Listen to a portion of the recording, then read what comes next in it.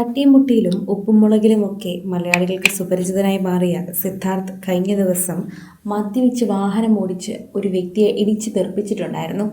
എന്നാൽ ഇപ്പോൾ അറിയാൻ കഴിയുന്നത് ആ വ്യക്തി ഹോസ്പിറ്റലിൽ മരിച്ചു എന്നാണ്. കുറച്ചധികം ദിവസങ്ങളായി തന്നെ അദ്ദേഹത്തിന് ജീവന് വേണ്ടി പോരാടുകയായിരുന്നു എല്ലാവരുമെങ്കിലും അദ്ദേഹത്തിൻ്റെ മരണവാർത്തയാണ് ഇപ്പോൾ പുറത്തു വന്നിരിക്കുന്നത്. അതുകൊണ്ട് തന്നെ സ്വാഭാവികമായി സിദ്ധാർത്ഥിനെ തേടി പോലീസ് എത്തും എന്ന് തന്നെയാണ് പ്രതീക്ഷിച്ചിരിക്കുന്നത്. അതിനെക്കുറിച്ചുള്ള വാർത്ത പുറത്തു വരുമ്പോൾ സിദ്ധാർത്ഥിനെ ഫോണിൽ വിളിച്ചാൽ കിട്ടുന്നില്ല എന്നാണ് അറിയാൻ സാധിക്കുന്നത്. അദ്ദേഹത്തിന് അപകടം സംഭവിച്ച സമയം മുതൽ തന്നെ സിദ്ധാർത്ഥ് ഒരു മെസ്സേജുകൾക്കും പ്രതികരിക്കുന്നില്ല എന്ന് കണ്ടിരുന്നു. എന്നാൽ ഇപ്പോൾ അദ്ദേഹം മരിച്ചു എന്നറിയിക്കാൻ വിളിച്ചപ്പോൾ അടുത്തുള്ളവരുടെയും പോലും ഫോണുകൾ ലഭിക്കുന്നില്ല എന്നാണ് അറിയാൻ സാധിക്കുന്നത്. അതുപോലെ സിദ്ധാർത്ഥ് വീട്ടിലില്ല എന്നും അറിയുന്നുണ്ട്. എവിടേക്കാണ് സിദ്ധാർത്ഥ് പോയത് എന്നറിയില്ല.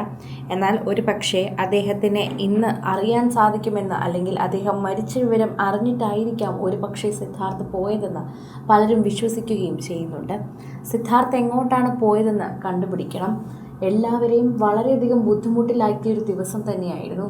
കണ്ടുനിന്ന ദൃക്സാക്ഷികൾ ഉൾപ്പെടെ പലരും സോഷ്യൽ മീഡിയയിൽ പിന്നീട് വന്നിട്ടുണ്ടായിരുന്നു. തെറ്റ് ചെയ്താൽ അത് സമ്മതിക്കാനെങ്കിലും പറ്റണം. നമ്മൾ വണ്ടി ഓടിക്കുമ്പോൾ അപകടങ്ങൾ സംഭവിക്കുന്നത് സ്വാഭാവികമാണ്. നമ്മൾ കാരണം മറ്റൊരാളുടെ ജീവൻ അപകടം വരെ ഉണ്ടാകുന്ന ഒരു സാഹചര്യം ഉണ്ടാകും. പക്ഷേ അവിടെ നിന്നൊക്കെ തന്നെയും ഇങ്ങനെയല്ല പ്രതികരിക്കേണ്ടിയിരുന്നത്. ഇങ്ങനെ പ്രതികരിക്കുന്നതല്ല അതിൻ്റെ ശരിയായ ഒരു വഴി.